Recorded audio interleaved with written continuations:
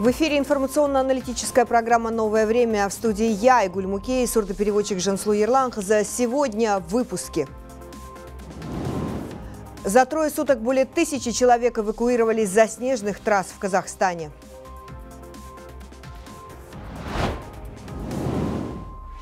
Наша страна становится более привлекательной для Европы. Общий объем инвестиций превысил 175 миллиардов долларов. Участие сборной Казахстана по футзалу в чемпионате мира 2024 решается сегодня. Через несколько минут начнется матч с командой Нидерландов. И начинаем выпуск с Ахорды. Об итогах социально-экономического развития Алматы за 11 месяцев аким мегаполиса Ерболат Досаев доложил главе государства. Рост экономики ожидается на уровне 6,5%, а поступления в бюджет составили 4,9 триллионов тенге с ростом почти в 35%. Всего с начала года в экономику города вложено 1,53 триллиона тенге. Президент был также проинформирован о модернизации социальной инфраструктуры. В завершении встречи Касым-Жомарт Токаев поручил усилить меры по поддержке малого и среднего бизнеса, диверсификации экономики и развитию транспортной сети. Казахстан становится более привлекательным для стран ЕС. Общий объем европейских инвестиций в экономику нашей страны превысил 175 миллиардов долларов. Об этом сегодня сообщил премьер-министр страны Алихан Смаилов на 13-м заседании диалоговой платформы «Казахстан-Евросоюз». За последние 6 месяцев привлечено 5,2 миллиарда долларов. Так, во внешней торговле Казахстана доля Европейского Союза составила 30%, в то время как товарооборот за 10 месяцев превысил 34 миллиарда долларов. А число европейских компаний, работающих в нашей стране, больше 3000. Глава Кабмина подчеркнул, что создание благоприятных условий для бизнеса и улучшение инвестиционного климата остаются одними из приоритетных задач правительства. Одним из примеров сотрудничества с ЕС будет строительство аммиачно-карбамидного комплекса. Мы планируем его строить совместно с Испанией. Производство позволит наладить выпуск азотосодержащего удобрения. Об этом договорились на встрече премьер-министр Алихан Смаилов и исполнительный председатель компании «Техникас Реунидас» Хуан Лиада. Также обсуждается вопрос строительства предприятия по производству полиэтилена. Отмечу, Испания – один из основных наших торговых экономических партнеров. Например, в 2022 году взаимный товарооборот вырос на 42%.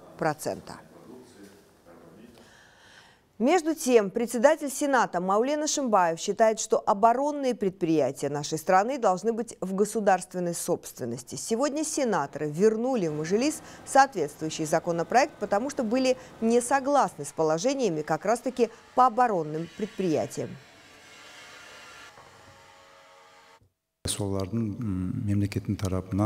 Есть много проблем в вопросе получения заказов со стороны государственных органов. Это предприятия, которые вносят вклад в потенциал обороны государства. Нам нужно найти один формат оказания им поддержки.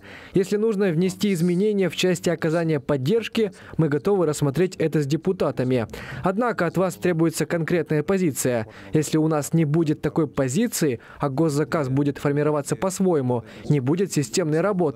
Мы надеемся, что работа в этом направлении выйдет на новый уровень. Мы готовы работать вместе. А сенатор Бекбол Орынбасаров считает, что необходимо усилить полномочия Министерства по чрезвычайным ситуациям для обеспечения безопасности в сфере газового и лифтового хозяйства. По его словам, надо прекратить практику передачи наиболее опасных функций на плечи местных акиматов, которым не хватает кадров, средств и квалификации, чтобы держать ситуацию под контролем.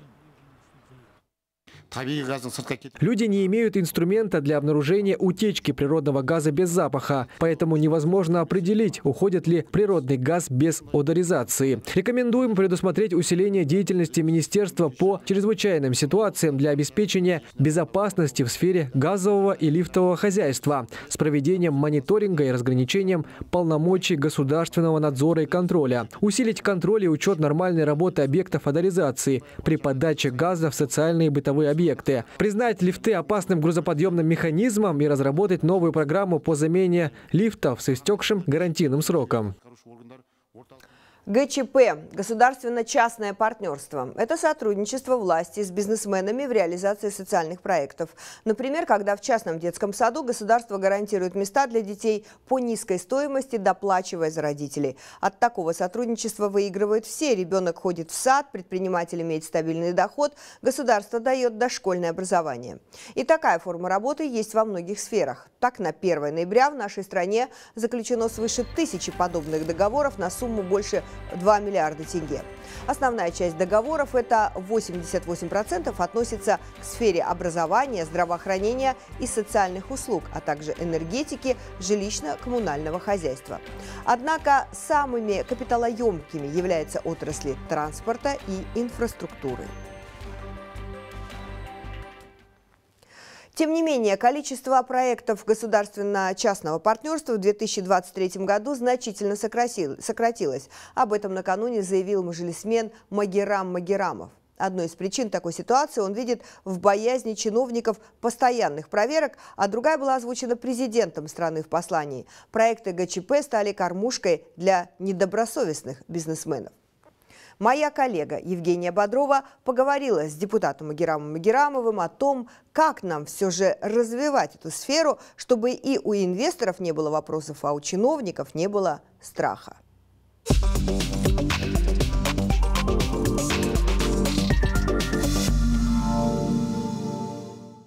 В своем депутатском запросе вы сегодня зачитали слова президента, когда глава государства отметил, что проекты ГЧП стали, государственно-частного партнерства, стали кормушкой для недобросовестных предпринимателей. Скажите, пожалуйста, вообще о каких проектах идет речь, ну, скажем так, в каких сферах? Ну, там практически можно любую сферу брать. Мы когда круглый стол провели, там касалось автомобильных дорог, строительства социальных объектов, то есть практически по всем сферам. И вот я же там привел, что 2023 год идет резкое снижение по контрактам ГЧП.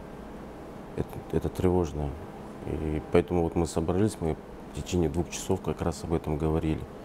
И сегодня у меня буквально вот на сегодня записались предприниматели, которые инвестировали и в том числе стали жертвами вот этого одностороннего выхода из контракта, когда госорганы в одностороннем порядке там разрывают контракты и все. Люди вкладываются, и потом остаются ни с чем, получается. Так не только, получается, недобросовестные предприниматели, да, есть еще и недобросовестные госорганы? Да, безусловно. Вот одна из проблем, как мы поняли, когда проводили круглый стол, что там у госслужащих нету вот этого понимания, как это должно работать. И есть, я знаю, у них есть центр, есть такая договоренность, там буквально попросили, пожалуйста, там, акимат, там, предоставлять вот своих служащих, которые отвечают вот за эту сферу ГЧП, чтобы они проходили обучение. Проблема в этом, вот, я не знаю, то ли там по остаточному принципу там ставят людей, ответственных за развитие ГЧП. Какой выход вы видите из ситуации, чтобы действительно у нас государственно-частное партнерство, вот эта программа, она заработала и приносила свои плоды? Мы целый пакет подготовили, как для правительства, для министерств и для акиматов. И очень надеемся, что нас услышат, рассмотрят. По крайней мере, мы с правительством готовы в этом направлении работать. И вот то, что мы провели круглый стол, сегодня депутатский запрос мы сделали, это не значит, что мы сделали и забыли. Сейчас мы будем дальше с экспертами отрабатывать этот вопрос. В первую очередь, мне кажется, нужны четкие правила игры. Четкие правила игры. Но если до сих пор себе, допустим, госорган может позволить в одностороннем порядке разорвать там контракт, знаете, было очень неприятно сидеть и слушать, когда в Зуме иностранный инвестор говорил о том, что мы вложили там 500 миллионов тенге, по-моему, он такую сумму назвал, и потом у них просто буквально это все забирают. мы говорим об инвестиционном климате в стране. Как мы будем привлекать, если вот такие вот факты происходят? Какие еще минимальное участие государства, законодательная база предоставить и минимальное участие государства, чтобы оно вмешивалось вообще в эту сферу. Надо помогать, а не усложнять там процессы. А что нужно изменить, не знаю, в законодательстве или вот, как вы сказали, в правилах игры, чтобы это все было прозрачным, чтобы инвесторы не боялись вкладывать деньги? Ну, в принципе, это оно все есть. Теперь нужно такое, наверное, политическое решение правительства развернуться на 100%, 100 градусов в этом направлении и способствовать тому, чтобы инвесторы приходили. Это же выгодно. Частник на себя берет все риски.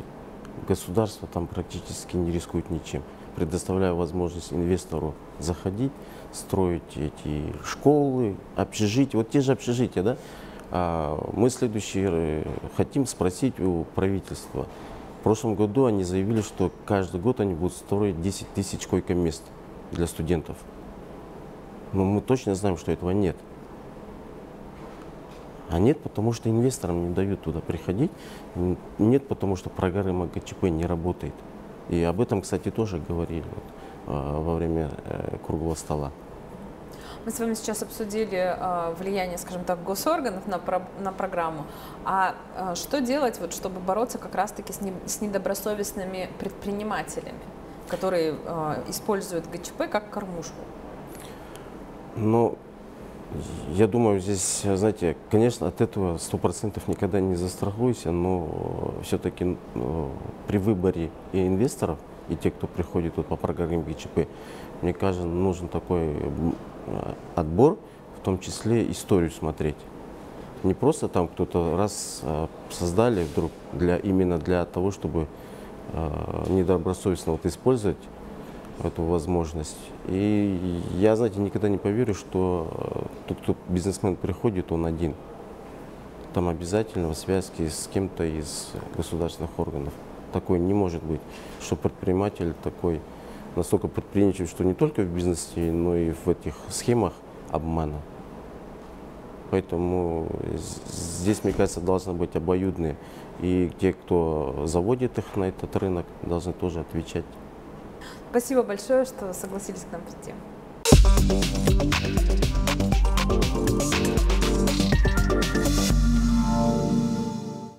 К другим темам дня. Более 1000 человек эвакуировались с заснеженных трасс в Казахстане.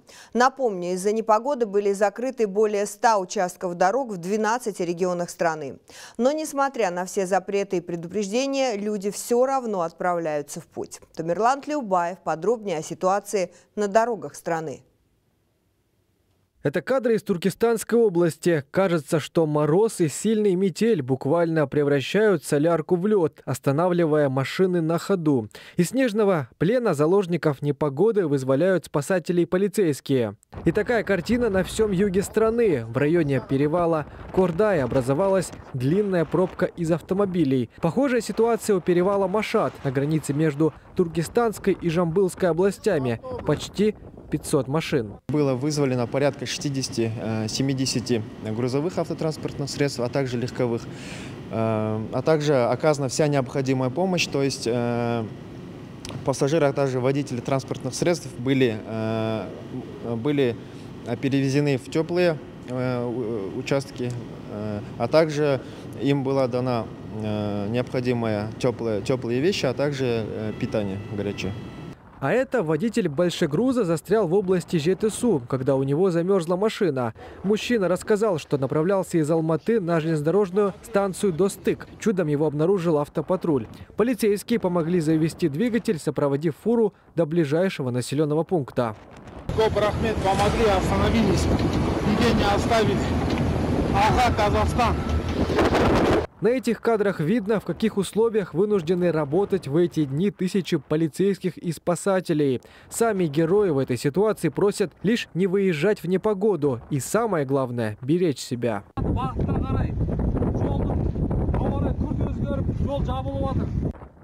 На трассах местного, областного и республиканского значения действует более 500 пунктов обогрева. За 3 дня эвакуировано 1012 человек, 25 из них – дети. Серьезных происшествий, как и пострадавших, нет. В Казавтожол заявили, снегоуборочная техника на дорогах работает в 2 смены. Но беспощадный сильный ветер все заметает вновь. Ограничения действуют на 17 участках в 5 следующих областях. Это Мангостауская область, область Жетысу, Алматинская, Туркестанская, а также Жамбылской области. Ограничения введены в связи с ухудшением погодных условий, то есть это понижение температуры до минус 40 градусов, а также обильный снегопад и сильный боковой ветер. В Казавтожол надеются, что к ночи непогода утихнет и движение будет восстановлено на всех дорогах страны. Тамерлан Тлеубаев, Сакен Пионер, Жибек Жола. Итак, как мы видим, арктический антициклон на этот раз принес настоящую зимнюю погоду в южные регионы страны. Снегопады и морозы стали настоящим испытанием и для алматинцев. Как город справляется с вызовом зимы, расскажет Айман Каймулдина. Такого мороза алматинцы не видели последние 3 года. Сегодня ночью столбики термометров зафиксировали рекордные минус 27 градусов. А выпавший снег только за неделю превысил предельно допустимые нормы, утверждают специалисты. Такие зимы холодные и многоснежные у нас уже были. Говоря о декабре месяце, то достаточно большое количество осадков выпадало уже также в 2013 году, в 2016, в 2017, в 2019 и в 2020-х годах. Говоря также по температуре, о низких температурах говоря, можно сказать, что это не предел. Вообще абсолютный минимум температуры по городу Алматы это минус 32 градуса в декабре. Дороги превратились в ледяные лабиринты, движение практически парализовано. В Алматинском аэропорту тоже возникли временные проблемы с оборудованием наземного обслуживания. На некоторые направления задерживаются рейсы. Температура действительно минус 23, минус 24 градусов. Днем еще более-менее минус 18, минус 16 градусов. То, что очень холодно. Им переполненные автобусы, переполненное метро. Многие дети, даже пожилые люди, они так мучаются, все друг друга толкают, тесниться. Это действительно тяжело. Жарко, дышать нечем. В эти дни школьники перешли на онлайн-обучение, а вот те, кто вынужден в эти дни выходить на улицу, испытывают дискомфорт. Невероятно холодно. Вот на работе ходим все в термобелье, потому что минус 20.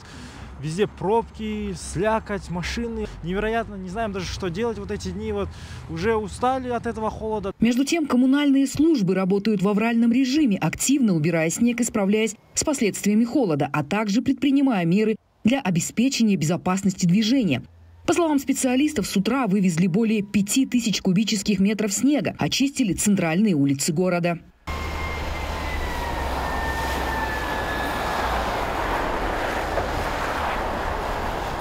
Синоптики предупреждают, морозы будут доминировать в регионе до конца недели, а уже на следующий температура воздуха в городе прогреется до +5. Айман Каймулдина, Ерик Керимкулов, Жибек Жола, Алматы.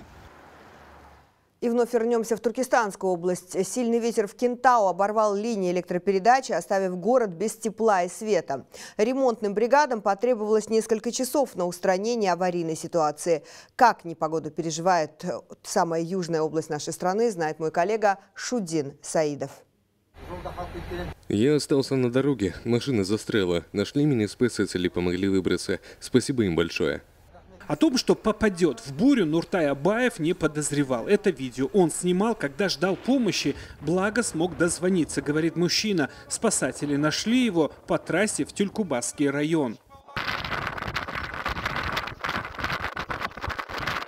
Мы родились в рубашке, так шутя говорят о себе другие пленники снежной бури. Но когда они застряли на трассе Шымкент-Алматы, было не до шуток. 3 молодых людей решили поехать в Тараз. Не доехали. Автомобиль занесло и вынесло в кювет. Мы с Шымкента поехали в Тараз. Нашу машину занесло снегом. Позже нас спасли и привезли в пункт обогрева. А это уже Кентау. Люди провели ночь практически без отопления. Жители многоэтажных домов жаловали, что батареи в их квартирах холодные, пришлось доставать электрические обогреватели. По информации Акимата Кентау, 13 декабря к вечеру на местной ТЭЦ из-за обрыва линий электропередач отключились все 4 котла. В городе не было тепла и света. На месте аварии работали специалисты. В кратчайшие сроки они устранили причину, но требовалось время, чтобы станция вышла на необходимый температурный режим. Из-за метели и отключения электролинии, которая проходит к ТЭЦ, в 19:31 остановилась подача тепла в город. В 19:41 работа была возобновлена. Сейчас все 4 котла работают в штатном режиме. При этом ситуация на трассах остается тревожной. Кажется, что непогода не намерена пока уходить из региона. Несмотря на запрет передвижения на дизельном транспорте за пределы населенных пунктов, находятся те, кто буквально, рискуя своей жизнью, отправляется в путь. 9 дорог областного значения и 1 трасса республиканского направления в Туркестанской области сейчас закрыты. Эвакуируем тех, кто остался в непогоду на дороге. Просим всех оставаться дома. В Туркестанской области из-за метели сейчас закрыты дороги в направлении Байдибекского и Тюлькубасского районов. Ограничено движение на основных автомагистралях, в том числе Западная Европа, Западный Китай. Шудин Саидов, Абзал Турабеков, Жибек Жолы, Туркестанская область. А вот для жителей Восточного Казахстана сильные морозы – привычное дело. Несмотря на минус 40 с лишним, жизнь здесь идет в привычном ритме. Вот только нестабильная работа общественного транспорта сильно подводит. Жанна Расылханова расскажет, почему люди оказались крепче металла. Долго ждем, уже 1,5 часа, как ждем, замерзли. И иногда, когда в автобусе заходишь, там дупак. Нет никакого автобуса. На такси ездить очень дорого. В городе сейчас вообще не добраться никуда. Не по графику ходят автобусы в областном центре. На это жалуются жители Усть-Каменогорска. Перевозчики же ссылаются на то, что из-за сильных морозов дизельное топливо замерзает. А вот в Риддере больше половины автобусов не вышли на линии из-за отсутствия на заправках зимнего топлива. Местные власти признают, проблема существует. Но, по словам акима города, перевозчики сами не приобретают зимнее топливо. Зимнее топливо есть не у всех перевозчиков. К слову, оно стоит 570 тенге на заправках города. Но в тарифной смете за перевозки указано 295 тенге зимнее топливо. В связи с чем перевозчики не всегда идут на то, чтобы закупать зимнюю солярку. В город доставлен дополнительный объем зимней солярки. При этом в управлении подтвердили, что предельные розничные цены, а это 295 тенге за литр, установлены только на летнее топливо. Зимнее же не регулируется. Жанна Расылханова, Жибек Жолы, Восточно-Казахстанская область. В эти дни тысячи полицейских и спасателей несут свою службу, невзирая на непогоду. Многие из них уже стали героями социальных сетей.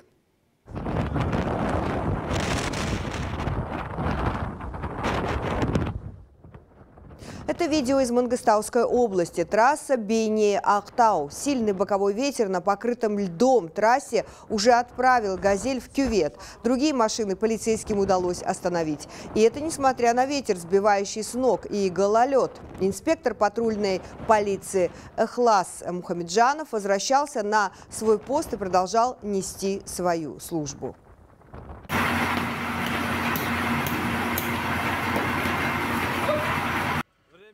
А на этом видео пожарный спасатель из села Хабамбай-Батыра Акмолинской области Арман Айханбеков. В течение нескольких часов он принимал участие в тушении пожара на 40-градусном морозе. От брызг воды его форма обледенела настолько, что невозможно было даже расстегнуть пояс. Но в отличие от казахстанцев, эти ребята свой труд не считают подвигом. Они просто говорят, это наша работа.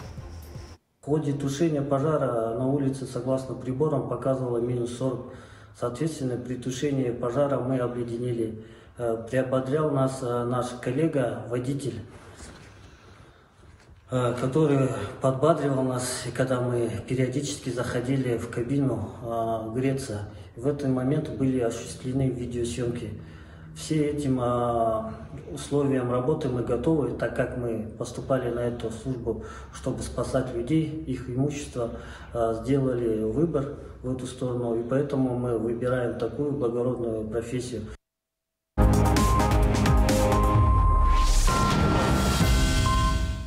В В эфире «Новое время» на Жибек Жола. Комитет государственных доходов уже начал получать информацию от банков о мобильных переводах. Пока информация получена только по госслужащим и приравненным к ним лицам и их супругам.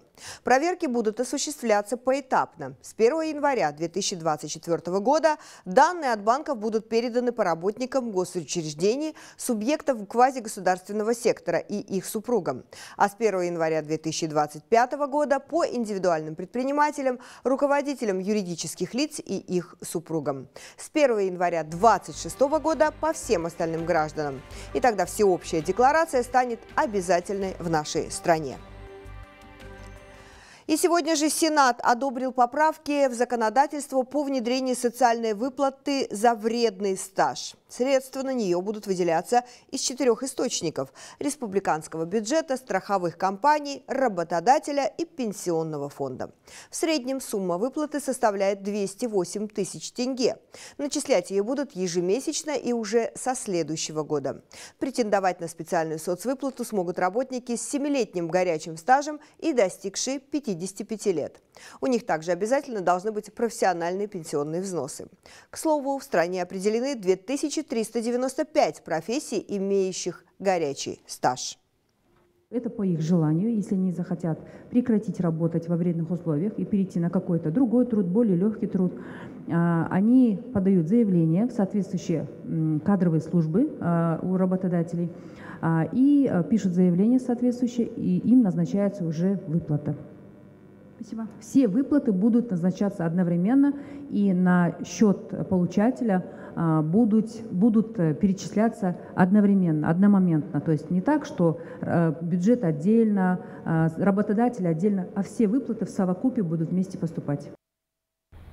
Теперь закон отправят на подпись главе государства. Всего же, по данным Минтруда, 490 тысяч казахстанцев трудятся во вредных и опасных для жизни условиях труда. В случае подписания закона со следующего года 40 тысяч из них могут претендовать на соцвыплаты. Тем временем Казахстан не может нарастить экспорт мяса из-за плохой эпизоотической ситуации в стране.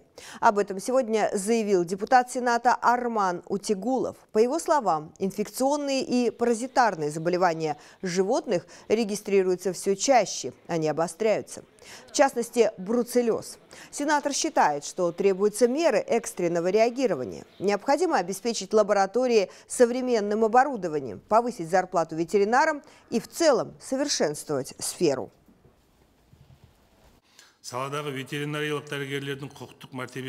Правовой статус ветеринарных врачей в отрасли и материально-техническое состояние государственных ветеринарных организаций также очень низкие и в неудовлетворительном состоянии. Хочу подчеркнуть, что настало время, когда правительством должна быть проведена определенная работа по изучению данного вопроса и приняты соответствующие меры. Следующим важным вопросом является внесение изменений в технический регламент Таможенного союза, который вступит в силу с июля 2024 года. Как следствие, наша продукция не будет допущена в Евразийский регион, не говоря уже о странах дальнего зарубежья. Алаколь красиво замерзает. Благодаря низкой температуре жители сел близ озера Алаколь в области Абай наблюдают красивую картину. Темно-серый туман в виде рулона над всей линией горизонта. Соленый водоем начал замерзать, но сдаваться сразу он не намерен. Покрываться льдом будет постепенно. Ведь чем выше концентрация соли, тем дольше Алаколь будет сопротивляться ледяному панцирю. Эту своеобразную борьбу природных сил сняли очевидцы. На кадрах вы видите, как вода медленно, словно играючи, испаряется и поднимается густым туманом. И в заключении приятная новость. В эти минуты в столице начался решающий матч сборной Казахстана по футзалу с командой Нидерландов. В турнирной таблице мы находимся на первом месте с 12 очками. Но именно от сегодняшнего матча зависит судьба путевки на главное событие предстоящего года – чемпионат мира. Президент Касым-Жомарт Токаев прибыл во дворец единоборства имени Жаксылыка Ушкемпирова, чтобы поддержать национальную сборную. Если наши сегодня выиграют или даже сыграют в ничью, мы все равно обеспечим себе место в борьбе за звание чемпиона мира. И сейчас счет в матче в нашу пользу пока 2-0. Мы будем держать кулаки, желаем удачи нашей команде по футзалу, ждем от вас только победы. А эфир телеканала «Жибек Жола» продолжают мои коллеги из казахской редакции. Я передаю слово Айгуль Абильгале. Айгуль, кеш шарық.